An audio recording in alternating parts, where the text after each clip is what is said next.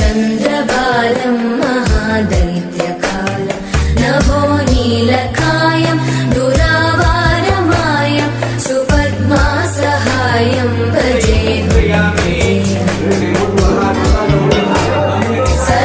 सदाम्बोधिवासं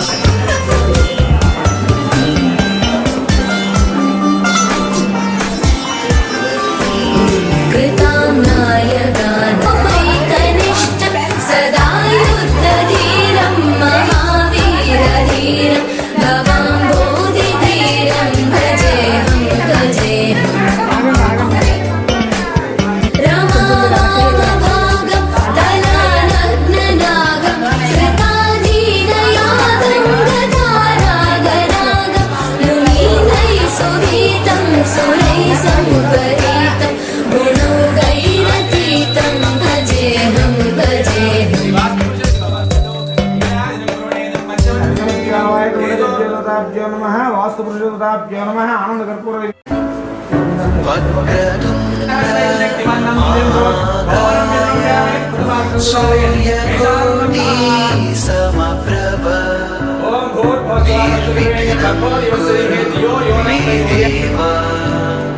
सर्वकार्येषु सर्वदा ఓం గణానాం త్వా గణపతిం వేసిగారు మళ్ళీ ఇదను అంటే మోస్తారు వేశారా గణపతి అంటారు గణానాం త్వా నేనంటాను మీరు గణపతి నమః గణానాం త్వా గణపతిం హవామహే కవిం కవీనాముపవస్రవస్తమం జ్యేష్ఠరాజం బ్రహ్మణాన్ బ్రహ్మణస్పదాన శ్వన్వన్నోతి విశ్వేదసాదనం స్వాహా ఓం గణానాం ఏకదంతాయ విఘ్నవినాశినే శివసుతాయ శ్రీవరదమూర్తయే నమో నమః స్వాహా నమో ప్రాతమామవిత్రియవతు స్వాహా ప్రణో దేవి సరస్వతి వాచనీమతి హీనామవిత్రియవతు స్వాహా ప్రణజనీమతి హీనామవిత్రియవతు స్వాహా ప్రణో దేవి సరస్వతి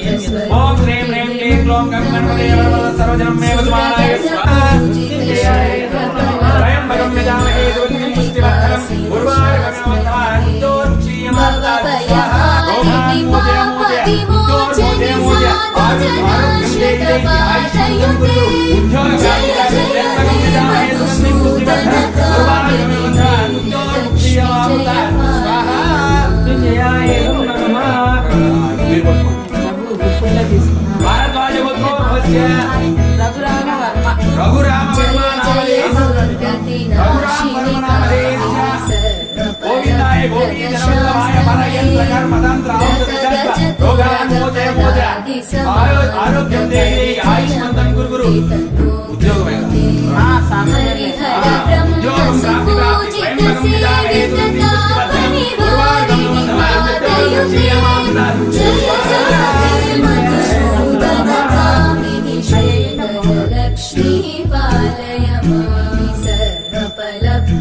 शास्त्रमये रथ गज तुरग पदादि समानुत परिजन मंडित लोकनुते हरिहर ब्रह्म सुपूजित सेवित तापनिवारिणि पादयुते जय जय हे मधुसूदन गजमुख वक्त्रं गिरिजापुत्रं गणगुणमित्रं गणपतिमिष प्रियं करधृतवरसं कङ्कणपाणिं कभरितभद्भरुचिं सुरपतिवन्ध्यं सुन्दरनृत्यं सुरचितमणिमकुटं प्रणमत देवं प्रकटिततालं षड्गिरितालमिदं तत्तत् षड्गिरितालमिदं श्रीमहागणाधिपतये नमः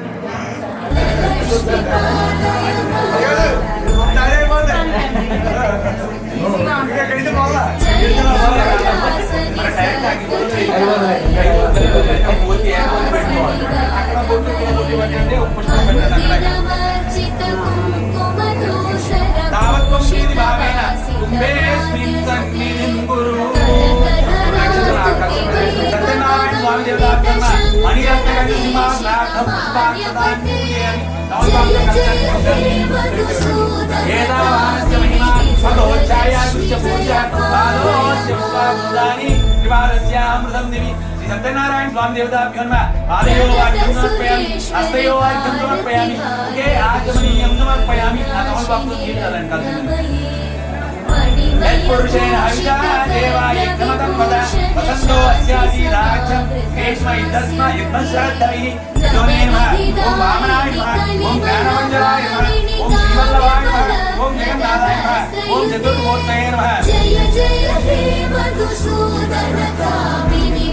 ఓం కేశవాయ నమః పాదౌ పూజయామి ఓం గోవిందాయ నమః గురుపౌ పూజయామి ఇందిరావదే నమః జంగే పూజయామి కనకాయ నమః జాలిని పూజయామి జనార్దనాయ నమః గురు పూజయామి విష్ణుశ్రవసే నమః గడిం పూజయామి కుక్షిస్తాయ భూనాయ నమః ఉదరం పూజయామి లక్ష్మీ వక్షస్థలాయ నమః వక్షస్థలం పూజయామి శంఖచక్ర గదాసారకమాణే నమః బాహు పూజయామి కంబుకంఠాయ నమః కంఠం పూజయామి పూర్ణేందు నిబంధరాయ నమః వక్రం పూజయామి కుందకుట్మలదంతాయ నమః దంతాన్ పూజయామి నాసాగ్రమోక్తికాయ నమః నాసికాం పూజయామి సూర్యచంద్రాయ నిదాయ నమః నేత్రే పూజయామి సహస్రశిరసే నమః శిరం పూజయామి ఓం శ్రీ సత్యనారాయణ స్వామి నమః సర్వాంగాని పూజయామి ఓం ధ్యానం సమర్పయామి నీరాజనానంతర శుద్ధాత్మనీయం సమర్పయామి శుద్ధ నీరు పైన అది అందరికి ఇంటి ఉన్నారు రాబాయ్ ఎక్కువ ఉన్నారు కానీ వాయిస్ మాత్రం రావట్లేదు మళ్ళీ చెప్పండి మీరే చెప్పాలి ఒకసారి పంతులు స్వామీజీకి ద్వితీయోధ్యాయ ప్రారంభ మళ్ళీ పూర్వం అందమైన కాశీనాథ్ నేను రేపే ఈ వ్రతం ఆచరిస్తానని చెప్పి మనసులో సంకల్పించుకుని ఆ రోజు రాత్రి నిద్ర కూడా పోకుండా ఇదే విషయాన్ని తెలుసుకుంటూ పొద్దున్నే లేచి కాలకృత్యములన్నీ తీర్చుకుని యథావిధిగా స్నానాదులు ఆచరించి తన భిక్ష మాత్రం చేతిలో పట్టుకుని మరలా ఒక్క మారు ఆ స్వామిని మనసులో స్మరించుకుని స్వామి ఈ రోజు నాకు ఎంతైతే భిక్ష ద్వారా ద్రవ్యం లభిస్తుందో ఆ ద్రవ్యం మొత్తంతో నీ వ్రతం చేసుకుంటానని చెప్పి మనసులో సంకల్పించుకుని బయలుదేరాడు. ఆ స్వామి వ్రతం చేస్తాననే మహిమ వల్ల ఆ రోజు పేద బ్రాహ్మణుడు ఏ ఇంటికి వెళ్ళినా కూడా అనేకమైన ద్రవ్యం లభించింది. దీంతో ఆ పేద బ్రాహ్మణుడు చాలా ఆనందపడి ఆ రోజు సాయంత్రం యథావిధిగా పూజకు కావాల్సిన సామాగ్రి అన్ని కూడా సమకూర్చుకుని తన భార్యతో పిల్లలతో కలిసి యథావిధిగా అంటే తనకు తోచినంతలో తనకు తెలిసినంత విధానంలో ఆ వ్రతమును ఆచరించాడు. ఆ వ్రతమును ఆచరించిన పుణ్య ఫలితం వల్ల ఆ పేద బ్రాహ్మణుడి కష్టములన్నీ తొలగిపోయి ఆయనకి సకల సంపదలు సకల ఐశ్వర్యులు కలిగి ఆనందంగా జీవితాన్ని గడుపుతూ ఉండేవాడు. అది మొదలు ఈ బ్రాహ్మణుడు ప్రతి మాసం అంటే ప్రతి నెల కూడా ఈ వ్రతమును తప్పక ఆచరిస్తూ ఉండేవాడు. అలా ఒక ఏకాదశి నాడు ఈ పేద బ్రాహ్మణుడు వ్రతమును ఆచరిస్తూ ఉండగా వీళ్ళు వెళ్ళిన పట్టణానికి రాజైనటువంటి చంద్రకేతు మహారాజు గారు వీళ్ళని చూసి అడిగారు, అయ్యా చూడటానికి చాలా బాగున్నారు, ఇలాంటి దొంగతనం ఏమిటి, ఈ వృత్తి ఏమి కష్టాలు అనుభవిస్తూ భిక్షాటన చేస్తూ జీవితాన్ని సాగిస్తున్నారు. ఆ కళావతి ఒక రోజు భిక్షాటన కోసం ఒకరి ఇంటికి వెళ్ళగా సత్యనారాయణ స్వామి వ్రతము జరుగుతుండగా చూసి ఆ తీర్థ ప్రసాదాలు స్వీకరించి ఆలస్యంగా వెళ్ళిదేరింది. అప్పుడు తల్లిగారు అడిగారు, అమ్మాయి ఇంత ఆలస్యమైంది ఎక్కడికి వెళ్ళి వస్తున్నావమ్మా అన్నట్టుగా ఒకరింటిలో సత్యనారాయణ స్వామి వ్రతం జరుగుతుండగా చూసి తీర్థ ప్రసాదాలు స్వీకరించి వచ్చేసరికి ఆలస్యమైందమ్మా అని చెప్పగా తల్లిగారికి పూర్వ వృత్తాంతం మొత్తం జ్ఞాపకం వచ్చింది. అవునమ్మా మీ నాన్నగారు నేను ఈ వ్రతం ఆచరిస్తామని అనుకున్నాము, స్వామి నా భర్త అల్లుడు చేసిన పాపములన్నింటినీ క్షమించి వాళ్ళని క్షేమంగా ఇంటికి పంపండి అన్నారు. దాంతో ఆ స్వామి సంతుష్టుడై ఆయన పూజ చేసుకున్నారు కదా, సంతుష్టుడై ఆ రోజు రాత్రి ఆ రాజుగారి కలలో కనపడి, నాయన నీ దగ్గర ఉన్న ఇద్దరు కూడా దొంగలు కాదు, వాళ్ళు నా భక్తులు, కానీ నా శాప ప్రభావం వల్ల మాత్రమే వాళ్ళ దగ్గరికి వచ్చారు, కావున వెంటనే వారిని విడిపింపు, అట్లు చేయని పక్షంలో ధనముతో ఆనందపురాణే రేవాకండే. శ్రీ సత్యనారాయణ స్వామి వ్రత కథ తృతీయోధ్యాయ సమాప్త.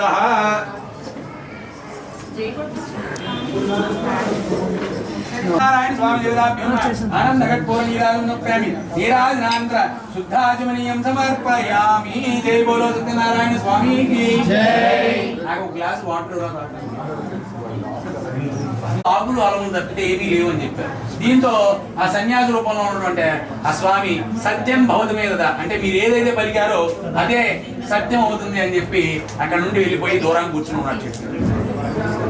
ఆ చెట్టు కింద కూర్చుని ఉండగా కొంతసేపటికి పాపం వాళ్ళ కాలకృత్యాలన్నీ తెచ్చుకుని తిరిగి పడవ దగ్గరికి వచ్చేసరికి నిజంగా ఆ పడవలో ఆకులు అలుగులు ఉన్నాయి. దీంతో చేసేది ఏమి లేక బోరు అక్కడే కూర్చుని ఏడుస్తున్నారు. కొంతసేపటికి అల్లుడు తెలివి వచ్చింది, మామగారు ఇది ఆ సన్యాసి రూపంలో ఉన్నటువంటి ఆ శ్రీమన్నారాయణ పనే తప్పితే వేరే ఎవరికి ఇలాంటి శక్తులు లేవు, మనకి మానవులకి అందులాంటి శక్తులు లేవని చెప్పి మరలా ఆయన దగ్గరికి వెళ్ళి అనేక విధంగా గోపాలకులు చేసినటువంటి పూజ నేను చూడకపోవడం వల్ల, వారు ఇచ్చిన ప్రసాదం తినకపోవడం వల్ల నాకు ఇటువంటి దుస్థితి కలిగిందని చెప్పి తెలుసుకుని మరలా ఆ గోపాలకులు ఉన్నటువంటి ప్రదేశానికి వెళ్ళి ఆ గోపాలకులు ఆచరిస్తూ ఆయన రాజ్యంలో ఉన్నటువంటి ప్రజలందరి చేత కూడా ఈ వ్రతాన్ని ఆచరింపజేసి ఆ రాజ్యాన్ని సుభిష్టంగా ఉంచారు.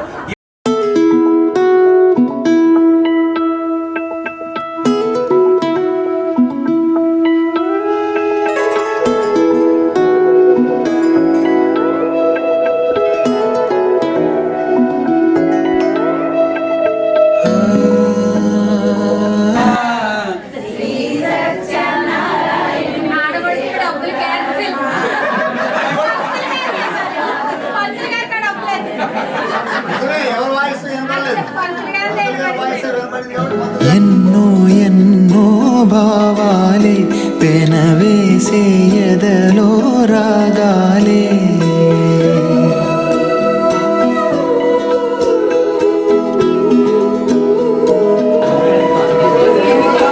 ఎన్నో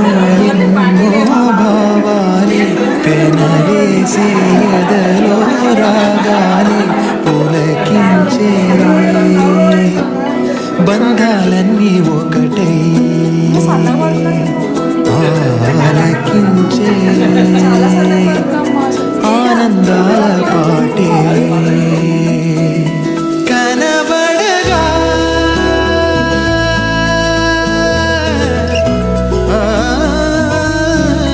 కనబడగా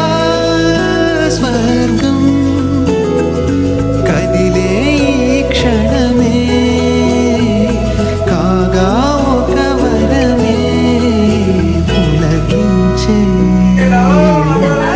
బంధాలన్నీ ఒకటై ఆలకించే ఆనందాల పాటే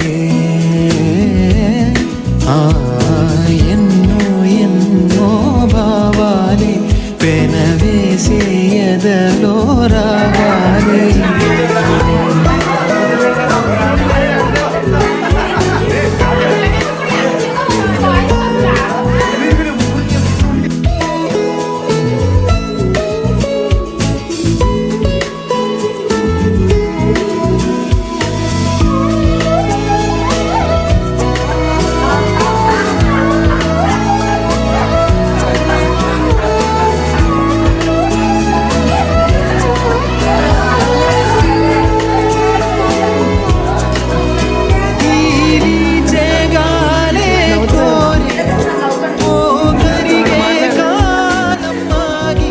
పాటలు పాటలు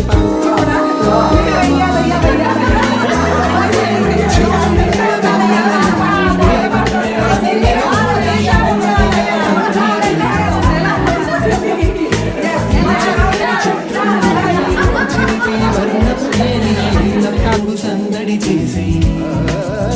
మరి కోరే ఆసే తరమగా కనిపించే మారం ఎద చేసే వాసేని మరగా ఒలికించే గారం మణువణు నాలో ఎన్నో పదని సరే పలికే పరవశమే